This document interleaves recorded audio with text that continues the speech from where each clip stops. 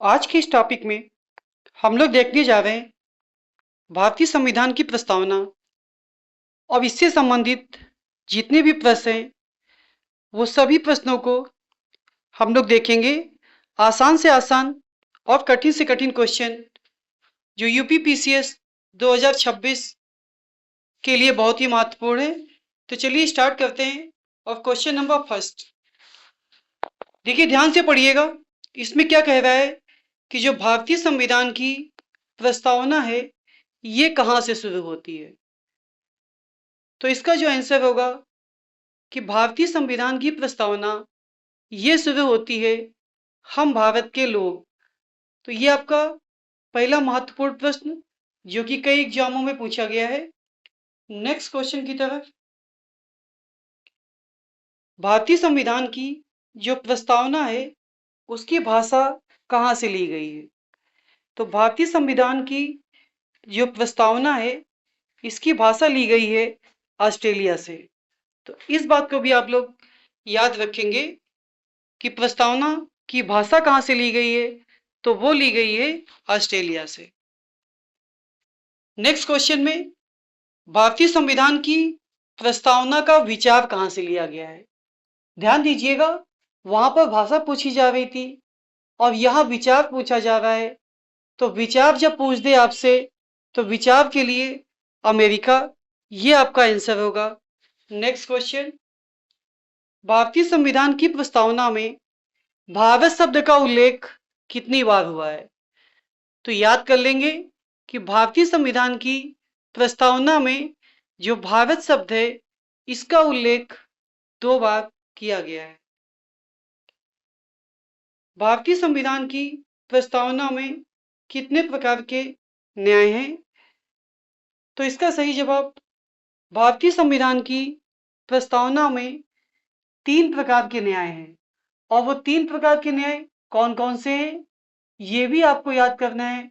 सामाजिक, आर्थिक और राजनीतिक। तो 3 प्रकार के न्याय आपके भारतीय संविधान की प्रस्तावना में है, तो इसे याद कर लेंगे।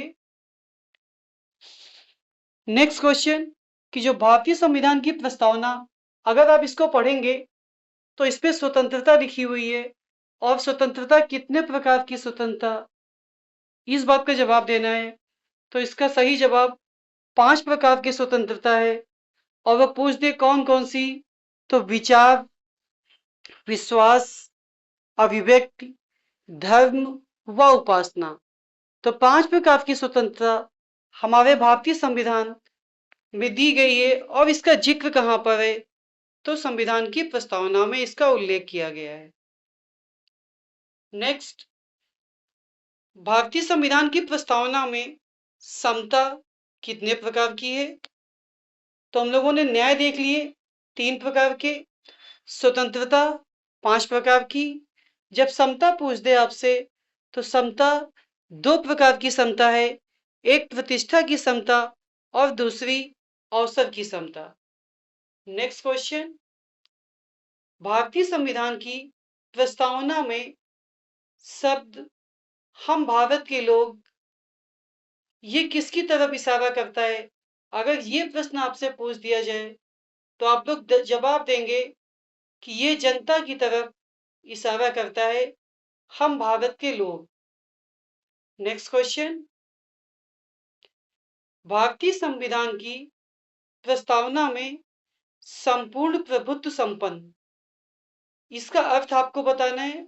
तो इसका अर्थ क्या है, तो इसका अर्थ है कि जो हमारा संविधान है वो आंतरिक और बाह्य निर्णय लेने के लिए स्वतंत्र है। वो आंतरिक और बाह्य निर्णय लेने के लिए स्वतंत्र है। इसे याद कर लेंगे। अगले क्वेश्चन की तरफ, भारतीय संविधान की प्रस्तावना में पंथ निरपेक्ष धर्मनिरपेक्ष, देखिए दोनों का मतलब एक ही होता है। और इसका अर्थ क्या होता है, तो इसका अर्थ होता है कि भारत का अपना कोई धर्म नहीं है। तो इन सभी क्वेश्चन को आप लोग तैयार करते रहिए। और ये ऐसे क्वेश्चन है जिनमें बिना ऑप्शन के आपको याद होने चाहिए, इसीलिए इसको वन लाइनर के माध्यम से अगर आप लोग इसे 2 या 3 बार सुन लेंगे तो क्वेश्चन के पहले ही आपको आंसर आने लगेगा। Next slide. भारतीय संविधान की प्रस्तावना में लोकतांत्रिक का अर्थ क्या है? तो लोकतांत्रिक अर्थ ऐसी संस्था जिसमें जनता शासन के लिए जानी जाती है, ये लोकतांत्रिक का अर्थ है। फिर से ध्यान दीजिएगा कि एक ऐसी संस्था जिसमें जनता शासन के लिए जानी जाती है। Next question. भारतीय संविधान की प्रस्तावना में गणराज्य का अर्थ क्या है? तो इसका जो सही जवाब है, गणराज्य का अर्थ कि सुशासन होगा, शासन आपका वंशानुगत नहीं होगा। जैसा कि पहले होता था कि राजा का बेटा ही राजा होगा, वो प्रथा भारतीय संविधान में समाप्त कर दी गई है। तो गणराज्य का अर्थ क्या हो गया? शासन आपका वंशानुगत नहीं होगा। भारतीय संविधान की प्रस्तावना को किसने परिचय पत्र कहा था? देखिए, कुछ स्टेटमेंट आपसे पूछ लिए जाते हैं कि किसने क्या कहा प्रस्तावना के विषय में। तो एक नाम आप लोग याद कर लेंगे, एन.ए. पालखीवाला। इन्होंने भारतीय संविधान की प्रस्तावना को परिचय पत्र कहा था। Next question. जवाहरलाल नेहरू के अतिरिक्त किसने भारतीय संविधान की प्रस्तावना को आत्मा की संज्ञा दी है? एक नाम तो आप लोग जानते ही होंगे कि जवाहरलाल नेहरू ने भारतीय संविधान की प्रस्तावना को संविधान की आत्मा कहा था। लेकिन इसके अतिरिक्त एक व्यक्ति और है जिनका नाम ठाकुरदास भार्गव है। इन्होंने भी भारतीय संविधान की प्रस्तावना को आत्मा की संज्ञा दी है। Next question. प्रस्तावना संविधान का भाग नहीं है, यह किस वाद में कहा गया है? देखिए, यहाँ पे वाद लिखा है, इसको वाद आप पढ़ लीजिएगा। किस वाद में कहा गया है? तो इसका आंसर कि बेरूबारीवाद 1960 में ये बात कही गई थी कि भारतीय संविधान का भाग प्रस्तावना नहीं है। नेक्स्ट। किस वाद में कहा गया था कि संविधान प्रस्तावना संविधान का भाग है? तो इसका सही जवाब केशवानंद भारती बनाम केरलवाद। और इसका सन जरूर याद रखिएगा, 1973।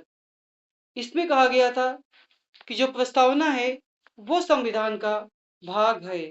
तो दोनों आप याद कर लीजिए, किसमें कहा गया था नहीं है, तो बेरूबारीवाद 1960, और किसमें कहा गया था है, तो 1973 केशवानंद भारती बनाम केरलवाद। भारतीय संविधान की प्रस्तावना में पंथनिरपेक्ष, अखंडता, समाजवादी शब्द किस संविधान संशोधन के द्वारा जोड़े गए थे? तो 42वां संविधान संशोधन, और ये आपका हुआ था 1976। इसमें तीनों शब्द जोड़े गए थे। और इसकी याद करने की एक ट्रिक बता देते हैं, तो आप लोग पास वर्ड याद कर लीजिए। तो पी से पंथनिरपेक्ष, ए से अखंडता और एस से समाजवादी। सन कौन सा है? 1976, ये याद रखेंगे। संविधान संशोधन कौन सा है? तो 1942। संविधान संशोधन यहाँ पे कौन सा है? तो 42वां संविधान संशोधन है। किसने 13 दिसंबर 1946 को एक उद्देश्य प्रस्ताव प्रस्तुत किया जो बाद में संविधान की प्रस्तावना बना? तो आप लोग जान गए होंगे, इसका सही जवाब जवाहरलाल नेहरू होगा। इन्होंने डेट भी याद कर लीजिए कि 13 दिसंबर 1946 को ये एक उद्देश्य प्रस्ताव पेश करते हैं। यही उद्देश्य प्रस्ताव भारतीय संविधान की प्रस्तावना बनता है। तो ये क्वेश्चन आपके पॉलिटी MCQ PCS 2026 के लिए महत्वपूर्ण, और ये सभी वन लाइनर के माध्यम से आपको याद करना है। तो जुड़े रहिए हमारे चैनल के साथ। धन्यवाद।